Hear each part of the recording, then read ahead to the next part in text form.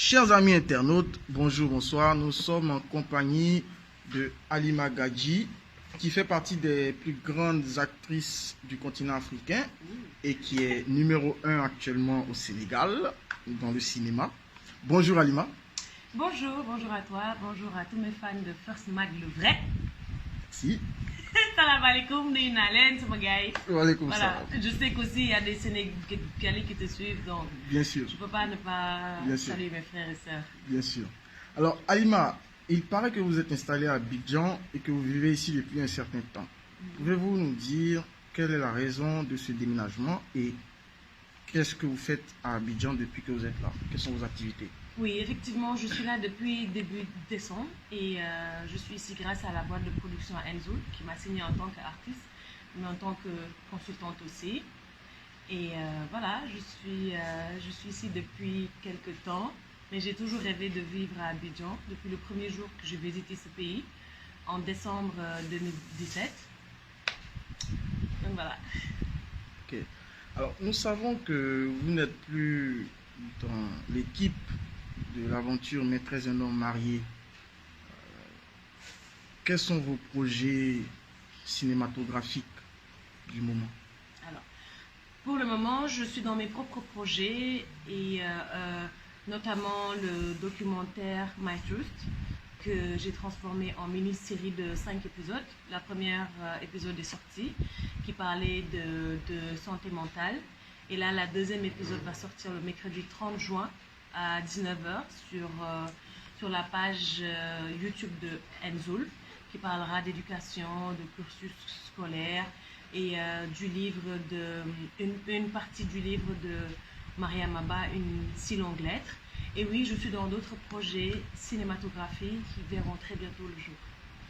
Ok, en parlant de My Truth, justement, après avoir vu les premiers épisodes, on a constaté qu'il s'agit de votre vie, de certains détails de votre vie, et on constate que vous êtes totalement ouverte aux téléspectateurs. Est-ce que vous ne craignez pas de trop dévoiler, de vous mettre trop à nu? Pas du tout. Même si c'est vrai que de là d'où je viens, parler de sa vie privée peut te mettre en péril, mais moi j'ai choisi de parler de ma vie pour venir en aide de toutes les personnes qui ont eu les mêmes problèmes que moi par rapport à la santé mentale, à la division de nationalités, parce que je parle de mon métissage, du divorce de mes parents, de mes traumas. Et pour moi, c'est juste une forme de dénoncer tout ce qui se passe en Afrique et de dénoncer surtout tous ces problèmes autour de la santé mentale, du divorce, cursus scolaire. En tout cas, je vous invite à regarder My Truth. Pour ceux qui ne l'ont pas vu, l'épisode 1 est sur la page YouTube de Enzoul et l'épisode 2 sort le mercredi 30 juin à 19h. Donc voilà, je pense que vous aurez toutes les réponses par rapport à ça. Ok, on constate l'omniprésence d'une œuvre africaine importante, qui est celle de Mariam Abba, Une si longue lettre. Que représente ce roman pour vous, personnellement? Ce roman représente beaucoup pour moi, surtout toutes les questions que je me suis toujours posées durant mon enfance jusqu'à l'âge adulte, sur l'éducation, sur le mariage, sur la culture. Et Mariam Abba a écrit ce livre alors que je n'étais même pas encore née. Et voir qu'aujourd'hui encore on souffre des mêmes problèmes, c'est comme si Mariam Abba vit encore à notre époque, encore à notre jeunesse, à notre génération. Et voilà, ce livre représente beaucoup pour moi parce que ça a été écrit par une Sénégalaise pour le monde, pour le monde de la lecture, que ce soit en Afrique et partout dans le monde. Voir que ce livre a été traduit sur 17 langues, c'est juste une fierté pour moi. Ok. D'après ce que nous avons comme information sur vous, vous avez subi beaucoup de traumatismes dans votre jeunesse, des traumatismes liés au mariage et à l'éducation. Alors, comment avez-vous fait pour surmonter cela et quels conseils pouvez-vous donner aux jeunes qui traversent les mêmes difficultés aujourd'hui? Comment j'ai fait pour surmonter tout cela? C'est d'abord, je pense que tout a commencé quand j'ai quitté l'école et que j'ai affronté la rue. J'ai appris beaucoup de choses à travers des gens autant positifs que négatifs et à travers mon entourage. Mais je dirais aussi que c'est grâce à Dieu. Dieu m'a beaucoup aidée. C'est grâce à lui que je suis là aujourd'hui. Et si j'ai le courage et la force d'en parler, c'est juste que je suis totalement guérie de tout ça. Et je pense qu'il y a encore beaucoup de choses que je dois surmonter parce qu'on dit qui vivra verra. Donc je pense que j'ai encore d'autres choses à affronter. Mais pour tout ce qui va de mes traumas, aujourd'hui je vais très bien. Et comme je te l'ai dit, j'en parle pour aider les gens qui sont dans le même cas que moi. Ok, votre nom de famille, votre patronyme, Gadji, est un patronyme qui est bien connu en Côte d'Ivoire. Alors que nous savons que vous êtes d'origine sénégalaise et vous avez maroco-algérienne aussi. Alors, est-ce que vous n'avez pas quelques origines en Côte d'Ivoire? Non, j'ai des origines ivoiriennes. Okay. Vous savez, l'être humain était migrant avant. Et donc, il y avait le commerce. Je sais que mon arrière-grand-père était commerçant. Il est parti d'ici, il a émigré au Sénégal. Il s'est fait choper par ma grand-mère. Et voilà, le résultat est là. Donc, votre grand-père est de Côte d'Ivoire. Oui, parce que la famille Gadji est une seule et unique famille au Sénégal. Okay. Si vous voyez un autre Gadji, c'est forcément mon frère, ma soeur, un oncle, un cousin, une cousine ou une tante. Et voilà, on est originaire d'ici. Et puis, je suis revenue chez moi. Est-ce que vous connaissez Gadji Sely? Non, mais j'ai eu l'occasion de rencontrer sa femme. On m'a beaucoup parlé de lui et j'espère le rencontrer un jour. Vous connaissez Abraham Gadji? Abraham Gadji? Oui. Non, je viens d'entendre ça. C'est qui? C'est un révérend, un grand pasteur de Côte d'Ivoire. Il faut que j'aille le voir alors. Ok. J'ai besoin de prière. Ok. Alors, si je vous dis Gorée, qu'est-ce que vous pouvez dire aux téléspectateurs par rapport à ça? Puisque vous venez du Sénégal et qu'il y a une légende autour de ce nom. Bien sûr. L'île de Gorée est très historique. C'est là où les esclaves étaient d'abord amenés avant d'être transportés aux États-Unis ou bien dans les autres pays. Gorée regroupe beaucoup d'histoires, retrace, je veux dire, beaucoup d'histoires. Gorée représente beaucoup aussi pour moi parce que c'est là où j'allais quand je fuyais l'école. Donc j'étais une habituée de Gorée jusqu'à un jour même. Les habitants de Gorée m'ont dit mais mieux vaut te donner la carte de Chaloupe une bonne fois pour toutes. Donc oui, Gorée est un endroit historique, émotionnellement. Dès que vous arrivez à Gorée, vous sentez beaucoup d'émotions à travers les gens, les habitants, mais surtout les rues, les histoires. Chaque rue vous donne une histoire.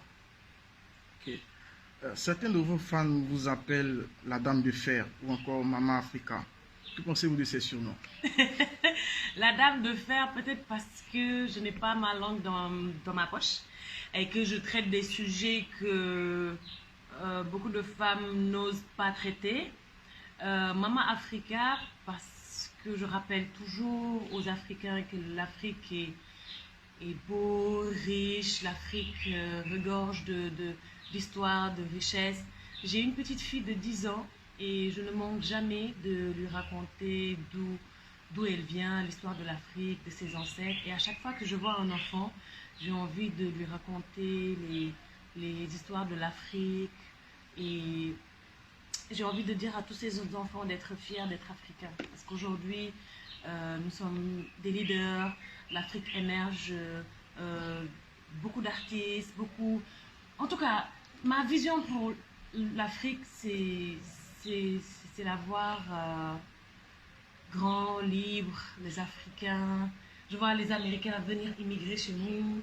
je vois les Chinois venir immigrer chez nous. On va reprendre ce qui nous appartient parce que tout est venu de là, tout va revenir là. Voilà. Ok. Quel est votre plat ivoirien préféré? Que Dieu nous poulet. Que Dieu le poulet. Ouais. Alors, quels sont vos rapports avec les artistes et personnalités de la Côte d'Ivoire? Alors, j'ai été accueillie par beaucoup d'artistes qui m'ont fait sentir chez moi, qui ont partagé beaucoup avec moi, notamment Baby Philippe, pour qui j'ai travaillé dans son clip Samatank. Et puis, avec José, Zen, Two Boys, les influenceurs d'ici comme aussi Kevin, Kevin plein, Steezy. ouais, plein d'artistes, plein d'humoristes, Lynn Jabert, ma copine. Je peux en citer beaucoup, hein, je pense que je suis chez moi. Ok. Avez-vous connu DJ Arafat? Pas personnellement, mais je l'ai connu à travers sa musique, à travers son histoire. Il fait partie de mes meilleurs artistes, même si aujourd'hui il n'est plus de ce monde. Je continue à l'écouter, à suivre sa famille, les actualités. Voilà. Parlons des actualités, justement, les actualités musicales. Que pensez-vous de l'état actuel du coupé décalé? Ah ouais, le coupé décalé, moi c'est une longue histoire, c'est depuis Douk Saga, et puis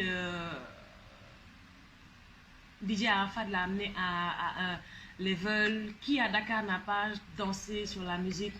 La nuit c'est la nuit, tous les chats sont gris. On programme, aucun rendez-vous. C'est vrai, on n'a rien, mais on consomme jusqu'au matin. Ouais, soit 2000. Ouais. Alors, Au Sénégal, on danse beaucoup sur la musique ivoirienne, que ce soit zouglou, coupé, décalé. Donc, ouais. ok. Quelle musique Ali Magadji écoute dans son MP3 ou dans sa voiture? J'écoute beaucoup d'artistes ivoiriens, en commençant par Baby Philippe, mon frère, Kérosène, Moula, Two Boys, et bien sûr, petit Ida, comment il s'appelle déjà? Serge Beno. Serge Beno, tu vois, j'adore Serge Beno.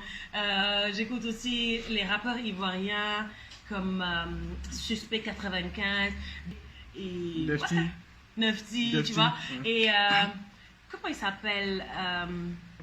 Il y a un autre artiste ivoirien aussi que j'aime beaucoup. Bon, bref.